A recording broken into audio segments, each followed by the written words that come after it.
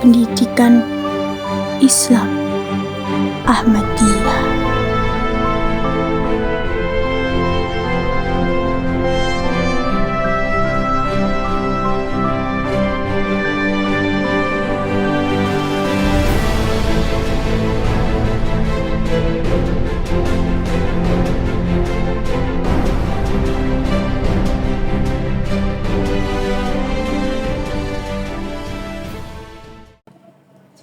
Assalamualaikum warahmatullahi wabarakatuh. Kami dari kelompok 12 yang akan membawakan materi mengenai Ahmadiyah dengan tema Cahaya di Tengah Kegelapan.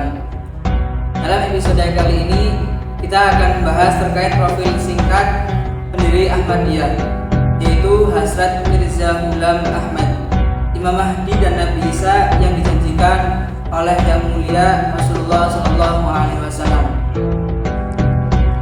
Nama lengkap beliau adalah Mirza Ghulam Ahmad. Beliau dilahirkan di Kadian, India pada tanggal 13 Februari tahun 1835. Kadian terletak sekitar 11 mil dari Batala, 35 mil dari Abrizal, dan 70 mil dari kota Lahore. Hazrat Mirza Ghulam Ahmad dilahirkan pada hari Jumat dan telah terlahir kembar. Namun saudara kembar beliau wafat sesaat dilahirkan. Hazrat Mirza Ghulam Ahmad berasal dari keluarga terpandang di Kadian. Secara istilah, beliau adalah keturunan Haji Barlas, raja kawasan Kes.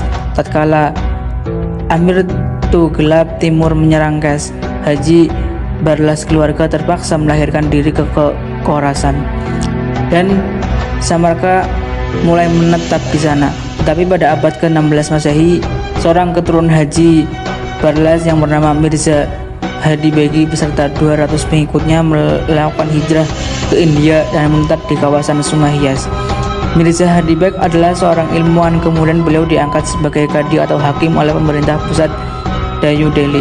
Oleh karena kedudukannya sebagai kadi itulah maka tempat tinggal beliau kemudian disebut Islam Pura hilang dan tersisa nama kadi, dan kemudian hari disebut Kadiah.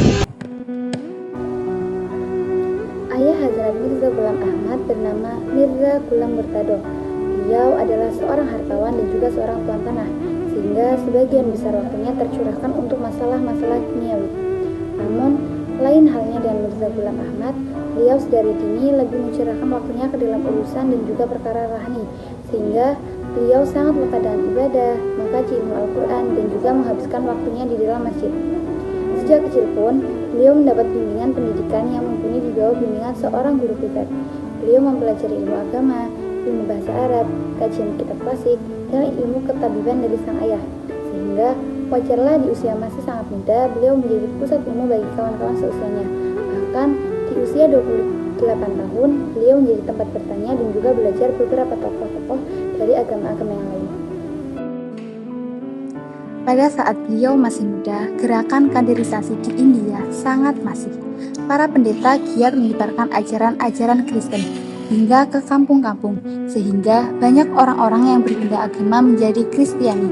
Banyak juga dari kalangan tokoh Muslim yang kewalahan saat menghadapi serangan dari para pendeta.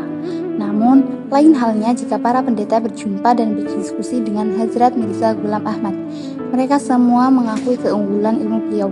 Bahkan ada seorang pendeta Kristen yang terkemuka saat itu bernama Mr. Butler.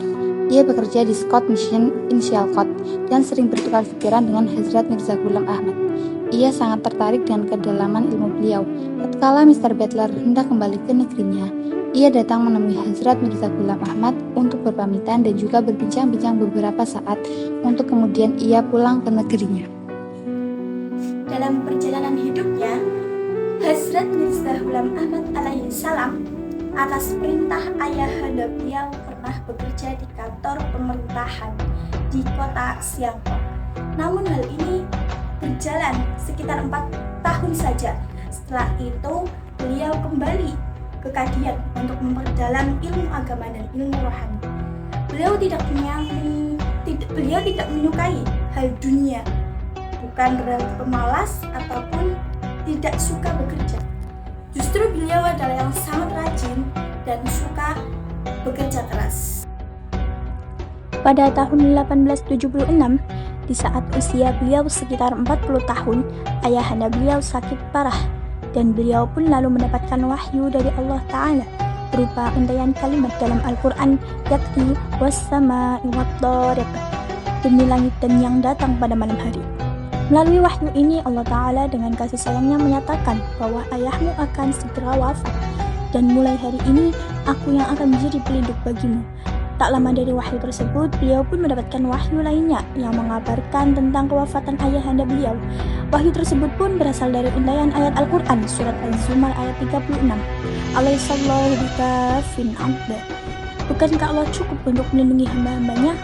Sudah wajar bila kabar kewafatan ini akan membuat hati beliau menjadi sedih dan meliputi rasa khawatir. Oleh sebab itu, melalui wahyu ini Allah Ta'ala menegaskan bahwa Allah Ta'ala yang akan menjaga dan melindungi beliau di masa kemudian. Hazrat Mirza Ghulam alaihissalam bersabda, dengan wahyu ini hati saya menjadi teguh bagai luka parah yang tiba-tiba menjadi sembuh dan pulih karena suatu obat. Setelah mendapatkan wahyu ini, saya menjadi yakin bahwa Allah Ta'ala pasti akan menolong saya. Kemudian saya memanggil seorang pemeluk agama Hindu di kadian yang bernama Malamar dan menceritakan semua kejadian itu kepadanya. Lalu saya serahkan tulisan wahyu itu kepadanya dan menyuruhnya pergi ke Abrisal agar meminta tolong kepada Hakim Maul bin Muhammad Syarif Kalarwari untuk mengukirkan wahyu tersebut kepada sebuah mata cincin berupa stempel atau cap untuk menyelesaikan urusan ini. Saya sengaja memilih orang Hindu agar ia menjadi saksi kabar gaib itu. Maka cincin cap itu diselesaikan oleh Maul tersebut dengan harga 5 lupis. Kemudian oleh Malam Muamal diserahkan kepada saya. Setelah kewafatan ayahanda beliau, Hazrat Mirza Ghulam Ahmad semakin sering mendapatkan petunjuk samawi dari Allah Subhanahu wa Ta'ala, baik berupa mimpi yang benar, ilham, kasyaf, dan juga wahyu. Dari hal tersebut, beliau semakin menggiatkan mujahadah dalam ibadah. Keberkatan pun kemudian turun atas beliau.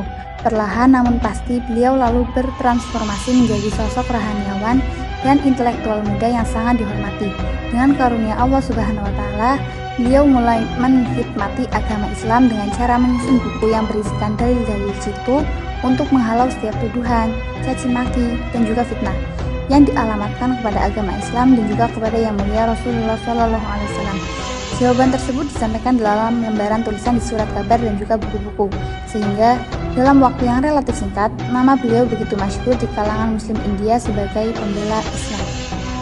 Lambat laun, banyak pihak yang kemudian datang kepada beliau, belajar dan mencari berkat atas ilmu beliau. Beliau pun kemudian semakin termasyhur. Namun, hal tersebut tidak membuat beliau menjadi lupa diri. Bahkan beliau semakin kuat di dalam beribadah, sehingga datanglah kabar gaib dari Allah Subhanahu wa Ta'ala bahwa semua penghidmatan beliau kepada agama Islam akan mendapatkan kemajuan dan diberkati oleh Allah Subhanahu wa Ta'ala. Dan betul saja, pasca beliau mengasingkan diri untuk beribadah pada tahun 1880, beliau berhasil menulis sebuah buku yang luar biasa yang berjudul Barahin Ahmadiyah. Buku ini berisikan dalil pembelaan pada Nabi Muhammad SAW atas hinaan dan caci maki dari berbagai kalangan. Buku Barahin Ahmadiyah meraih sambutan yang luar biasa dari kalangan muslimin India. Bahkan banyak tokoh muslim yang mendaulat beliau sebagai the champion of Islam atau pahlawan agama Islam. Buku beliau ini benar-benar memukau dan menjadi senjata ampuh bagi kaum muslimin India dalam membantah segala tuduhan dari kalangan eksternal. Karya beliau ini lantas menjadi referensi kuat untuk menunjukkan kebenaran Islam. Selain berisi pembelaan terhadap Rasulullah SAW, buku ini pun berisikan tantangan pada berbagai pihak. Jika ada yang sanggup menjawab isi buku tersebut, maka beliau telah siapkan hadiah berupa uang 10.000 lupis, suatu nilai yang sangat fantastis saat itu. Namun, faktanya tidak ada yang sanggup menjawabnya hingga hari ini. Para ulama Islam saat itu benar-benar menunjukkan rasa hormat yang luar biasa kepada Hazrat Mirza Ghulam Ahmad, salah satu ulama besar yang menunjukkan hormat yang adalah melalui Muhammad Hussein Ahmad Badawi, yang mana beliau secara terbuka menyampaikan pujiannya kepada Hasrat Gulam Ahmad. Ulama besar lainnya yang memuji beliau adalah Hasrat Maulawiruddin. Selain sebagai ulama yang terkemuka, beliau pun adalah seorang tabib khusus muharajamu dan kasbi. Hasrat Maulawiruddin begitu hormat dan kagum kepada Hasrat Mirza Ghulam Ahmad, sehingga beliau memutuskan untuk menjadi muridnya dan meninggalkan semua kemuliaan duniawi di istana kerajaan. Bukti Borohin Ahmadiyah semakin lama semakin istimewa di hati umat Islam, sehingga banyak pihak yang mengajukan permohonan agar Hasrat Mirza Ghulam Ahmad berkenan mengambil baiat atas mereka. Namun permintaan tersebut selalu beliau tolak dengan alasan belum ada perintah dari Allah SWT. Namun akhirnya tibalah waktunya pada bulan Desember tahun 1868 melalui petunjuk Samawi, Hasrat Mirza Ghulam Ahmad diperintahkan untuk mengambil baiat. Baiat pertama diselenggarakan di kota Ludhiana pada tanggal 23 Maret 1889 di rumah seorang bernama Mia Ahmad Jan. Pada hari itu kurang lebih 40 orang telah berbaiat, dan setelah itu berangsur-angsur semakin banyak orang yang baiat kepada beliau.